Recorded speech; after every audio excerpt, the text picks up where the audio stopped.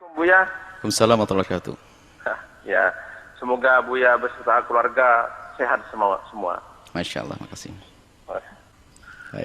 Mengenai maulid Buya, pakai musik organ gitu Buya, sholawatnya itu, apakah boleh Buya? Itu saja Buya.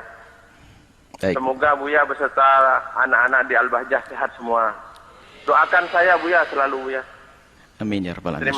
Terima kasih Buya, ditunggu. Masya Allah. Assalamualaikum warahmatullahi wabarakatuh. Waalaikumsalam warahmatullahi. Terima kasih Pak Jiwasi. Semoga Allah menjaga keluarga semuanya dan para pemirsa semuanya. Masya Allah.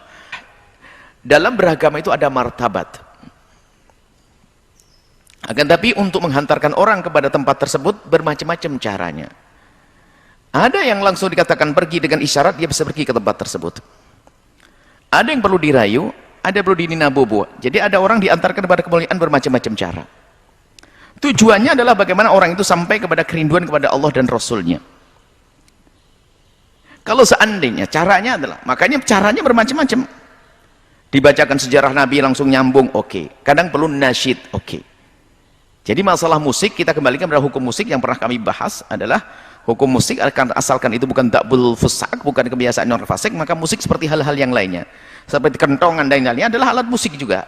Asalkan itu tidak menjadi ciri khasnya orang fasik, maka hal itu bukan menjadi sesuatu yang terlarang. Kalau sudah menjadi ciri khasnya orang fasik, maka itu nggak dibenarkan.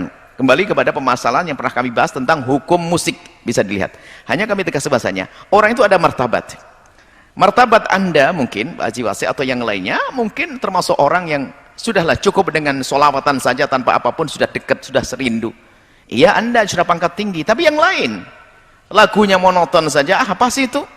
Apalagi yang biasa dengan lagu-lagu yang lainnya, lagu-lagu yang menjiplak dengan lagu-lagu yang tidak, miliknya bukan orang beriman dan sebagainya. Untuk dialihkan nggak mudah.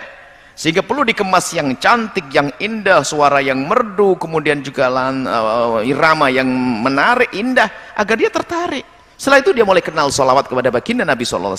Ini martabat, bukan martabat orang pertama, ini martabat orang ini. Lah kalau orang sudah martabat tinggi, mendengar musik begitu, ya buang-buang waktu.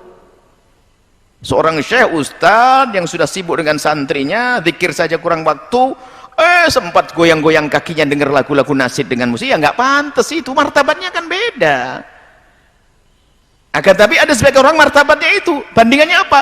Daripada dia adalah dengar lagu-lagu yang sambil macam-macam yang buka aurat dan sebagainya, dialihkan ke sini. Ini masa transisi menghantarkan orang.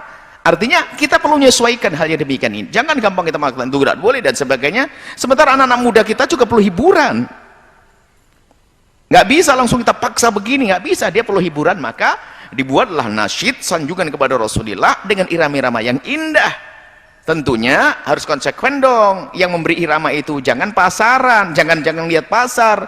Giliran buka aurat, main musik di tempat aurat. Ini nggak hijrah namanya. Hijrah neraka surga, neraka terakhirnya. Jadi hijrah ya hijrah. Saya akan nekuni musik ini, religi seperti itu. Sudah, nggak kemana-mana lagi. Tujuannya apa? Untuk menarik anak-anak muda itu. Kalau sudah anak muda dekat kepada Allah, zikir, nggak butuh lagi dengan alat musik kok. Jadi mohonlah, jangan seseorang itu mengukur dengan diri sendirinya. Iya, Anda sudah nggak dengar musik, nggak ada masalah. Anda bisa langsung baca Al-Quran, oke. Baca hadis Nabi, baca sholawat, sudah oke. Ribuan kali sholawat Anda. Tapi yang lain belum tentu. Yang lain yang masih senang dengan musik-musik bermacam-macam, perlu kita giring perlahan dengan musik-musik yang indah. Tentunya akan menjadi musik ciri khas Islami. Cukup dengar ketukannya saja sudah nuansa Islami. Yang saya disebut dengan istilah religi, hal-hal yang diperkenankan dalam Islam. Seperti itu. Jadi hal ini adalah berbeda. Ada makom fatwa, ada makom irsyad. Nah, irsyad itu memberikan petunjuk kepada orang, kepada yang lebih mulia. Sehingga kalau ada orang bertanya, musik bagi saya boleh enggak kira-kira? Ya enggak boleh lah untuk kelas kamu kok musik-musik begitu. Kamu kan kelas seorang guru turkoh, guru torekoh, guru fikih, habis masa ini enggak pantas. Dengar musik enggak cukup waktu untuk itu. Oh iya sudah. Kalau saya Ustaz, saya gimana? Siapa ente? Saya di kampus begini-gini, teman saya adalah pemusik band semuanya. Oh ya boleh kamu tapi jangan itu yang salawat kamu. Ini model orangnya itu beda. Jadi kita itu dakwahnya para ulama dulu juga begitu, tidak langsung pangkas, nggak boleh ini, nggak boleh, disesuaikan. Cuman kita harus tahu bahasanya ini adalah masa transisi untuk menuju kepada, untuk menyeberang ke pulau seberang menuju ini. Kalau jangan balik lagi. Dan jangan menikmati di situ. Jadi seperti itu. Jadi kita juga mendukung anak-anak muda yang berkreasi untuk menciptakan syair-syair indah tentang sanjungan kepada Rasulullah dibarengi dengan lagu-lagu yang menarik untuk menarik mereka-mereka yang masih saat ini tenggelam di dalam dunia musik yang tidak jelas atau bahkan yang jauh dari Allah.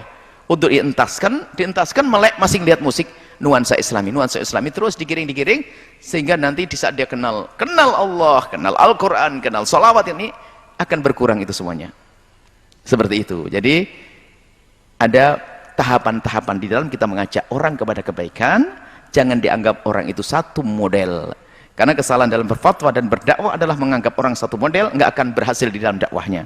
Wallahu a'lam.